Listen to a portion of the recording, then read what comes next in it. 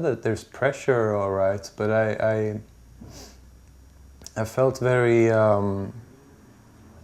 confident in that this record would get to take its time. I never felt like I would need to hurry to put something out, and I'm so glad that I did that, because it wouldn't have. It took a while to find the story on the record, the dramaturgy on the record.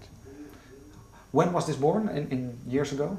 I started writing the first songs about 3 years ago. Yeah. And when did you felt that you had the story for the record? Just a few months ago, this year. I released an EP last year where I took the songs that didn't fit on the record thematically, and I put them on this EP. And after that, things really started falling into place. And then I wrote the last song, the title track, just a few months ago.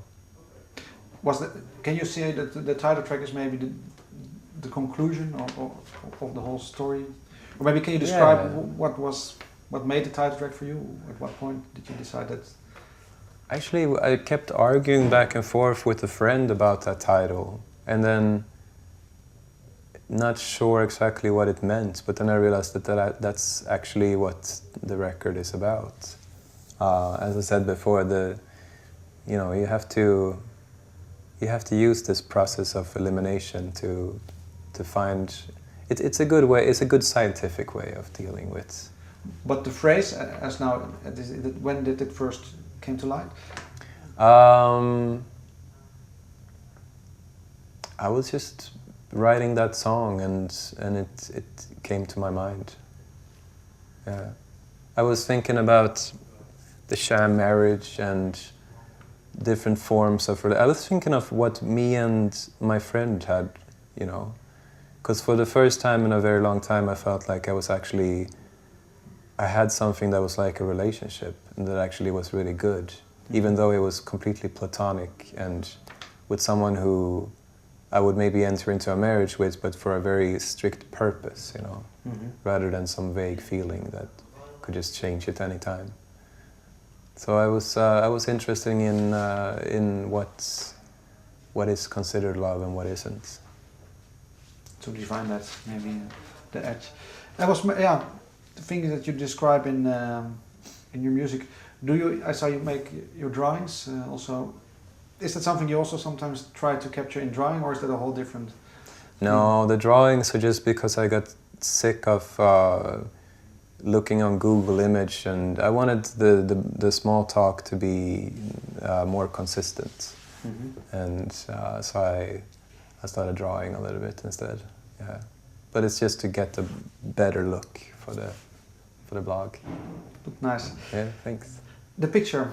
Can you maybe briefly describe where it's taken and why you took this one? It's taken in Denmark, of all places. I wanted some place that was neutral, that wasn't location specific. Because there's a lot of locations on the album, and I didn't feel like it would give the album justice to have a picture of me in Melbourne or in Gothenburg or in New York or something like that. It would need to be something more that was very neutral. And it just came to my mind that when I was a kid, we used to go to Denmark and go to these sand dunes. It's like a small little desert in the middle of nowhere. Yeah. Final question. Do you think, you said, is that aspect of traveling around the world, the naming of songs, is that an important thing to get on the record? Or could you also write a record maybe just about your living room, reading books? Yeah, oh yeah, of course. When I put out the last record, I was I constantly was talking, and I was very inspired by this book called A Voyage Around My Room by Xavier de Maistre or something like that. Do you know it? I have not read it, no. No. Have you heard about it? Neither. No. Okay. So you can tell me anything and I'll believe you. Well, it was written by this guy in I think it's 1700s or 1800s, who was arrested for dueling, and he was confined to his living room.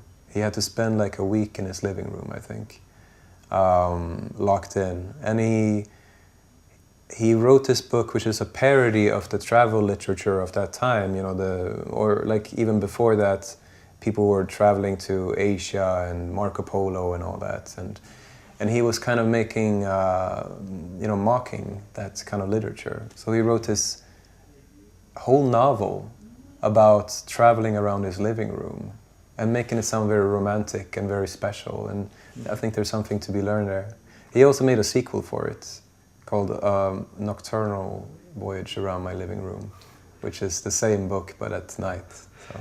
Could you say, is there any parallels to be drawn between his writing and maybe your writing?